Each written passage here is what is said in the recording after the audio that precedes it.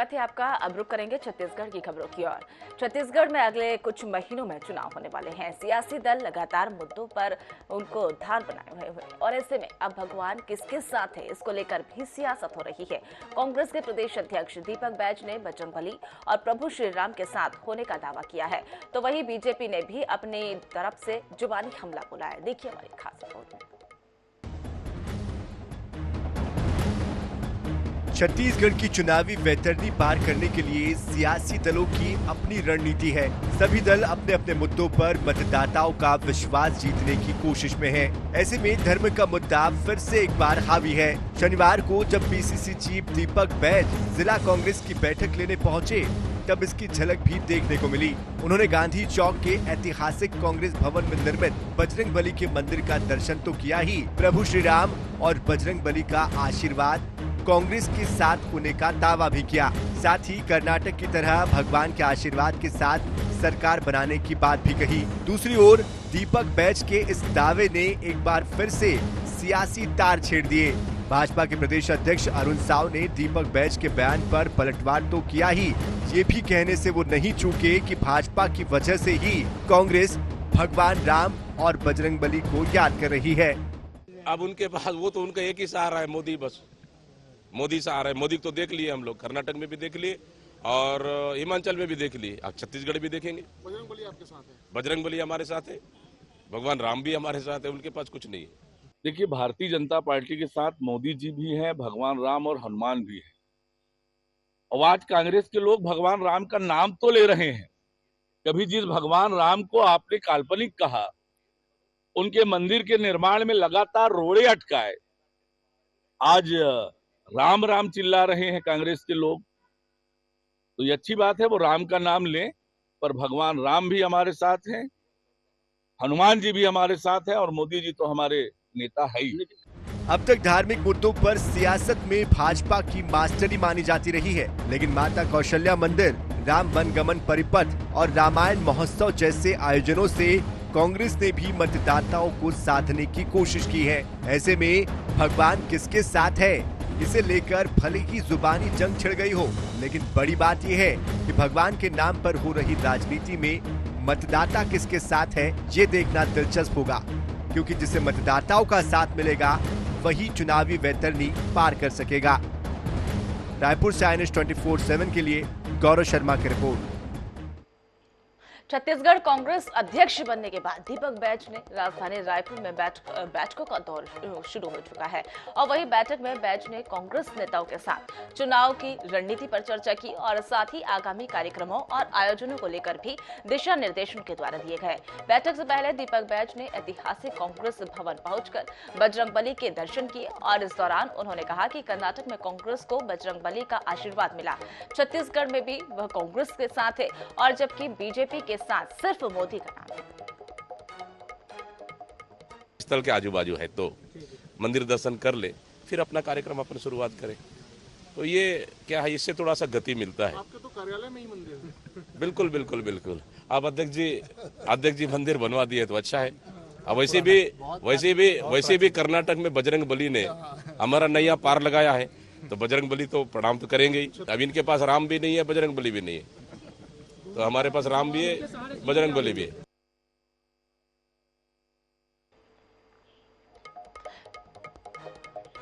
तो वही आपको बता दें कि छत्तीसगढ़ में कांग्रेस की नई टीम का ऐलान जल्द हो सकता है। पीसीसी चीफ दीपक बैज ने जल्द ही नई टीम के ऐलान की बात कही है और नई टीम में किसको मिलेगी जगह और नई टीम के गठन में दीपक बैज किन समीकरणों को रखेंगे ध्यान में, देखिए हमारी खास रिपोर्ट में।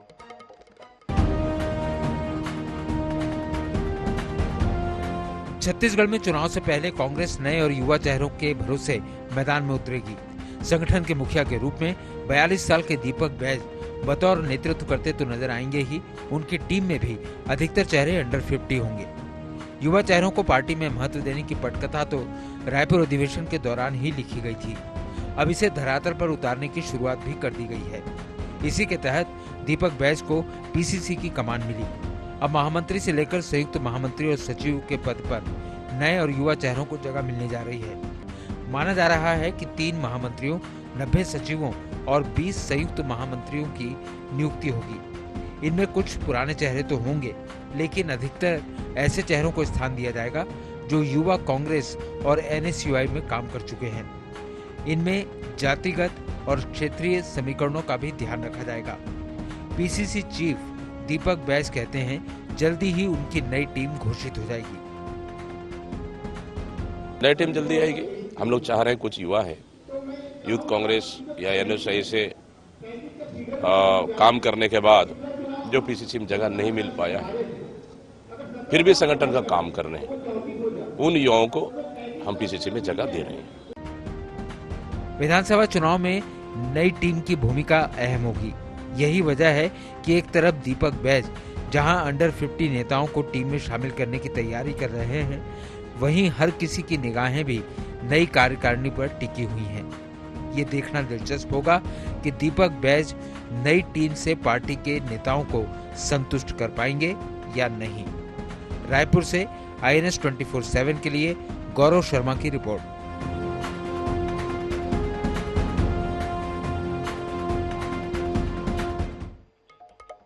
छत्तीसगढ़ विधानसभा चुनाव में जोर आजमाइश की तैयारी कर रही है और वहीं आम आदमी पार्टी के विधायक घेराव कार्यक्रम के बारिश में वहां पर खलल डाल दिया गया है। बारिश के कारण उनके कार्यक्रम में खलल आ गया है और वहीं पार्टी ने बीते 90 दिनों में विधायकों के निवास घेराव को ऐलान कर दिया था, लेकिन अब मात्र एक ही विधायक के निवास का घेराव कर पाई है। आम आदमी पार्टी का ये कहना है कि थोड़ी सी बारिश में ही तमाम स्थानों पर जल भराव हो रहा है। शहरों में जगह जगह गड्ढे हो गए हैं।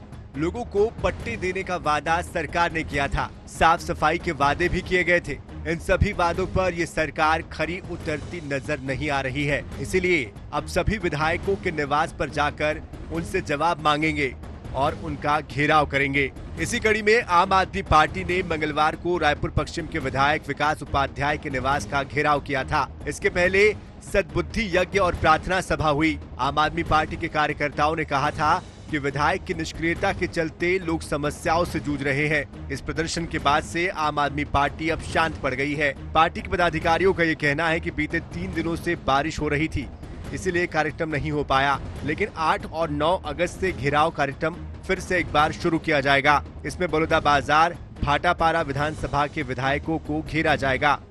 3 दिन तो जैसे इस डिस्ट्रिक्ट की बात करते हैं, इसमें 7 विधानसभा है और अगर लोकसभा की बात करें तो 9 विधानसभा है।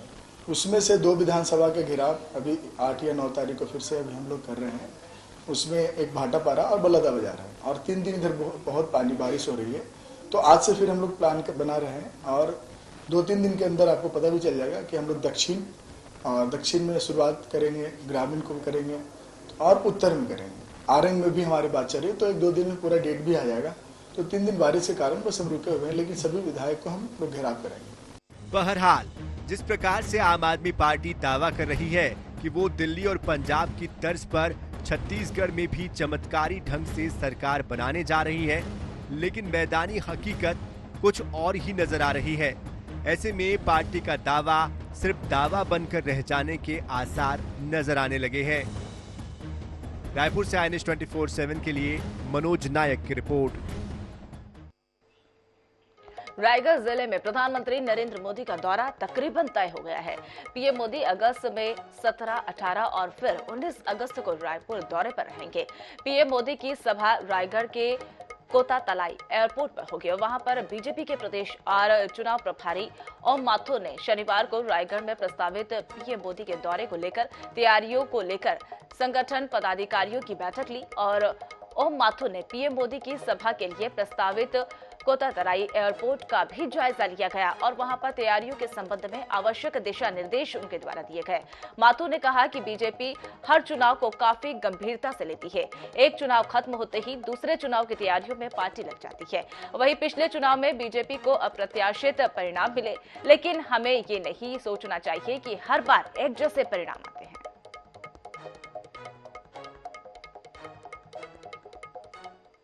प्रधानमंत्री जी की तारीख हमको मिलने वाली है इसी महीने में, तो उसके नाते यहाँ मैदान देखना, व्यवस्था देखना, कुल मिलाकर के चुनावी तैयारी के नाते ये बैठक है।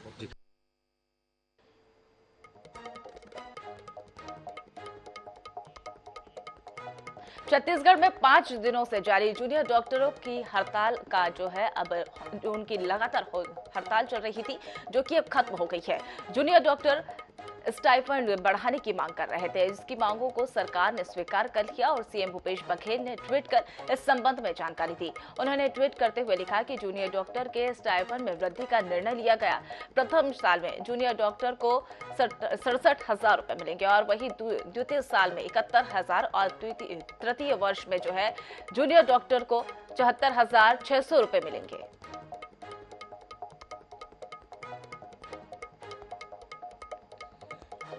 एसोसिएशन ने अपना जो हड़ताल है उसे स्थगित कर दिया है। सीएम भूपेश बघेल ने ट्वीट किया था, ट्वीट के दौरान उन्होंने कुछ जो मांगे हैं इनकी उन्हें पूरा किया है और इसी चीज को देखते हुए उन्होंने अभी जो अपना स्थगित कर दिया है जो हड़ताल है, लेकिन अभी भी असंतुष्ट नजर आ रहे हैं। सर आप जी, माननीय मुख्यमंत्री जी के ट्वीट के बाद हम उनसे कृतज्ञ हैं उनके इस फैसले को लेकर, लेकिन जो हमारी मुख्य मांगे थी वो 3 मांगे थी, जिसमें पहली मांग ये थी कि जो इंटर्न डॉक्टर है, जो पीजी रेसिडेंट डॉक्टर और पोस्ट पीजी जो रेसिडेंट डॉक्टर होते हैं उनके मानदेय में वृद्धि की जाए।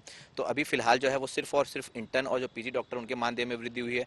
पोस्ट पीजी रेसिडेंट डॉक्टर का मानदेय पिछले 7 वर्षों से नहीं बढ़ा और ये दुर्भावना है कि अभी जो फिलहाल जो उनका मानदेय है, वर्तमान मानदेय, वो फर्स्ट ईयर पीजी रेसिडेंट से भी कम है।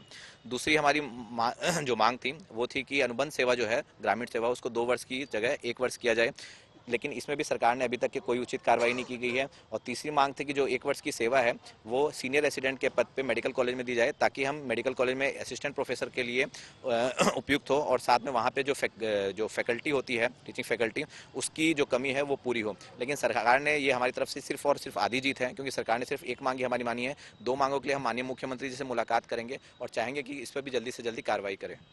बॉन्ड 2 साल का जो आप लोगों का होता है, बॉन्ड को लेकर भी आप लोगों ने बात रखी थी, लेकिन उसमें कोई फैसला नहीं लिया। जी, जो पोस्ट यूजी बॉन्ड है वो 2 साल की ग्रामीण सेवा होती है और पोस्ट पीजी होता है उसमें भी 2 साल की ग्रामीण सेवा होती है। इसके लिए हमने बात की थी कि माननीय मुख्यमंत्री जी से पहले भी बातचीत हो चुकी है कि वो इसको 1 वर्ष की अवधि करेंगे और पोस्ट पीजी के बाद में जो 1 वर्ष की अवधि होती है उसको सीनियर रेसिडेंट के पद पे हमें मेडिकल कॉलेज में दिया जाएगा, ताकि हम असिस्टेंट प्रोफेसर बन पाए और वहाँ पे जो टीचिंग फैकल्टी और जो स्वास्थ्य सेवा है उसका लाभ हम मरीजों को दे पाए करके। आगे मांग रखेंगे अपनी?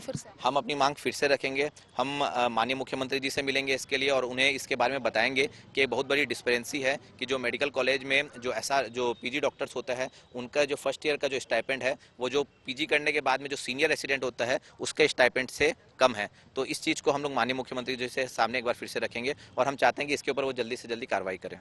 तो जल्द से जल्द कार्रवाई करने की और कुछ जो मांगे इनकी रह गई उन्हें पूरी करने की बात की जा रही है। फिलहाल ये जो हड़ताल था जो 5 दिन से जारी था इसे स्थगित कर दिया गया और कहीं ना कहीं अब जो अस्पताल प्रशासन के सामने भी जो चुनौतियां थी कि किस तरीके से मरीजों का ध्यान रखा जाए, किस तरीके से इलाज किया जाए, इन्होंने ओपीडी सेवा जारी रखी थी, लेकिन अब फिर से जो जूनियर डॉक्टर है वह अस्पताल में लौटेंगे। कैमरामैन रिजवान कुरैशी के साथ मोनिका दुबे, INS 24/7 रायपुर। विधानसभा चुनाव के ठीक पहले बहुचर्चित इंदिरा प्रियदर्शनी बैंक घोटाले का मामला एक बार फिर से तूल पकड़ने लगा है और कोर्ट के आदेश के बाद इस मामले में शनिवार को पहली बार सुनवाई हुई। मामले में शामिल सभी 12 आरोपियों को बुलाया गया था, पर कोई भी वहां पर नहीं पहुंचा। इसके बाद अब कोर्ट ने सभी आरोपियों को 11 अगस्त को कोर्ट में हाजिर होने के लिए आदेश दिया। आपको बता दें कि यह मामला 14 सालों से लंबित है और वही न्यायिक मजिस्ट्रेट भूपेश कुमार बसंत के कोर्ट में सुनवाई के दौरान दोनों पक्षों में अधिवक्ता उपस्थित रहे और इस मामले पर उप महाअधिवक्ता संदीप दुबे ने बताया कि जिन लोगों के खिलाफ स्थायी वारंट है वहां पर गिरफ्तारी भी होगी और इसी के साथ इस केस से जुड़ी कार्रवाई भी संभावित है।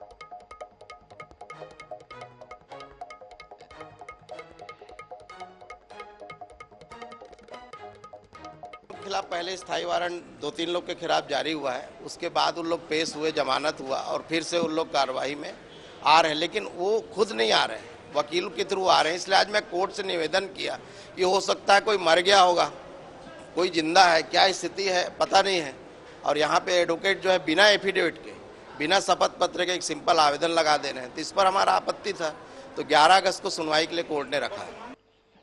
कांकेर जिले में सेवा दे रहे शिक्षा मितान अपनी सेवा समाप्त न हो, इसके लिए मुख्यमंत्री के अंतर्गत विधायक को ज्ञापन उनके द्वारा सौंपा गया। विधायक ने इनकी समस्या को लेकर गंभीरता से विचार विमर्श कर प्रदेश स्तर तक बात रखते हुए समस्या का हल करने की उनके द्वारा बात कही गई। वही ज्ञापन सौंपने पहुंचे अतिथि शिक्षकों का कहना है कि सेवा समाप्ति के आदेश को रद्द करते हुए उन्हें पुनः काम पर रखा जाए और सभी अतिथि शिक्षक की नियमित भर्ती में प्राथमिकता दी जाए। वही शिक्षकों ने समस्याओं का जल्द निराकरण नहीं होने पर उग्र आंदोलन की बात कही है।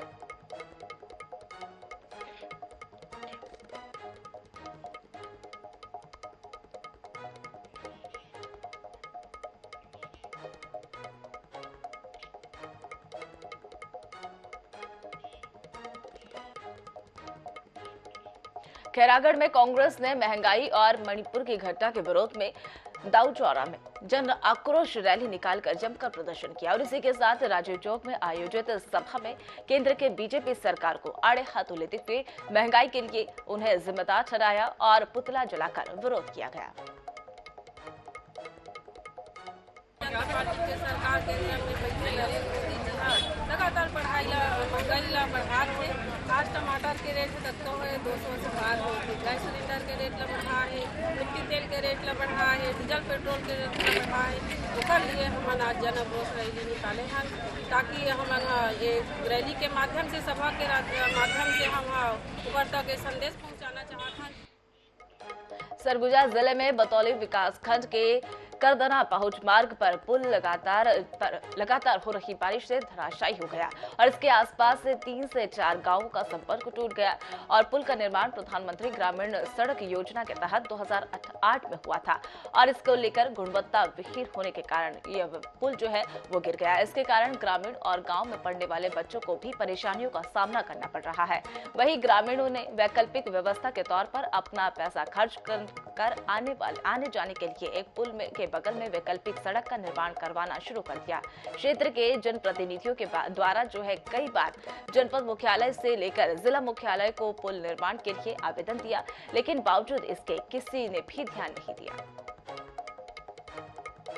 गई थी ट्रेनिंग गई थी 1 तारीख का अंबिकापुर में, तो वहाँ ट्रेनिंग से होके मैं आज आ रही हूँ, देख रही हूँ कि पूरा पुल धंसा हुआ है। ये धंसा हुआ 1 महीना पहले से धंसा हुआ था। हालांकि इसमें जीसीपी से काम कर इसमें हल्का से मिट्टी डाल दिए थे, फिर इसके बाद में सुधार नहीं किया गया है। बहुत ज्यादा परेशानी है। बताइए मेरा बैग है और बच्चे लेके मैं कैसे जाऊंगी। मैंने इसमें रोड बना रहे हैं। क्यों?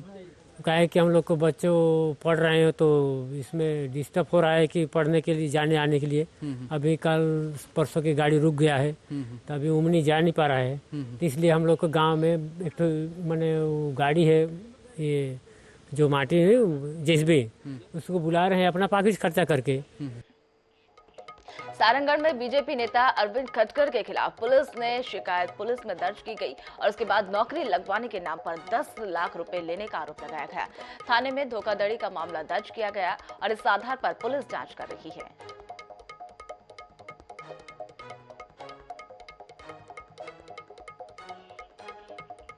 दुर्ग जिले में अचानक पुलिस अलर्ट मोड पर नजर आ रही है। एसपी का कहना है कि थाना प्रभारियों को निर्देश दिया था कि सूचना तंत्र को मजबूत करें और कोई भी घटना ना हो। आपको बता दें कि दुर्ग जिले में हिंदू संगठन हरियाणा के नू में हुई घटना की निंदा कर रहे हैं और इसको लेकर पुलिस अलर्ट पर है।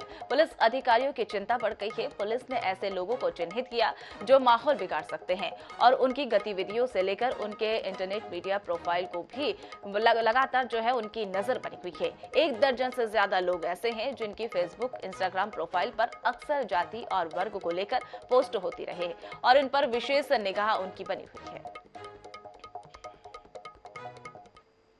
प्रभारियों को निर्देशित किया गया है कि सूचना तंत्र को मजबूत रखें और हमारी जो सोशल मीडिया मॉनिटरिंग सेल है उसको भी हम लोगों ने एक्टिवेट करके रखा हुआ है ताकि सोशल मीडिया के माध्यम से कोई भ्रामक जानकारी अगर मिलती है तो उसके संबंध में हम लोग कार्रवाई कर सकें।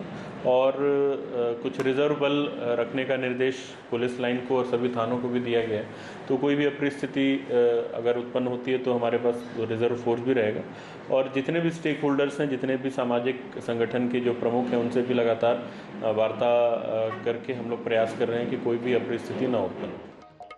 जगदलपुर नगर निगम प्रशासन ने शहर में 10 SRLM सेंटर तैयार किए गए। बावजूद इसके डोंगा घाट में पूरे शहर में कचरा का जो डंप किया जा रहा है, इसको लेकर इलाके में लोग जो है काफी परेशान हैं, बीमार पड़ रहे हैं, जिसको लेकर बीजेपी पार्षद दल ने कोतवाली पुलिस को आवेदन सौंपा है और 1 सप्ताह के भीतर महापौर के खिलाफ FIR दर्ज करवाने की मांग की गई। और वहीं FIR दर्ज नहीं करने पर चक्का जाम की चेतावनी भी उनके द्वारा दी गई।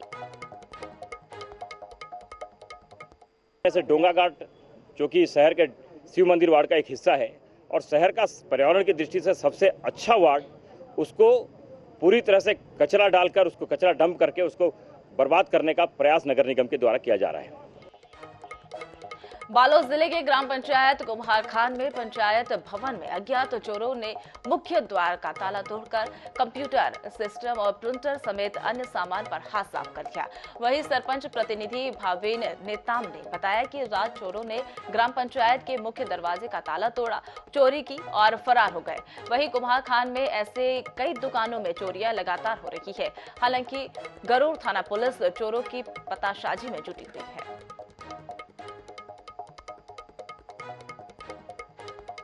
हमारे गांव में कुछ दिनों से वो चोरियां हो रही है और कल रात में हमारे गांव में भी मतलब हमारे पंचायत में चोरी हुआ है, जिसमें हमारे कंप्यूटर प्रिंटर वगैरह चोरी करके ले गए। सामने दरवाजे से गया और पीछे दरवाजे से निकल गया। तो फिलहाल मेरे साथ सुबह सवेरे में इतना ही और आप देखते रहिए INS 24/7। नमस्कार।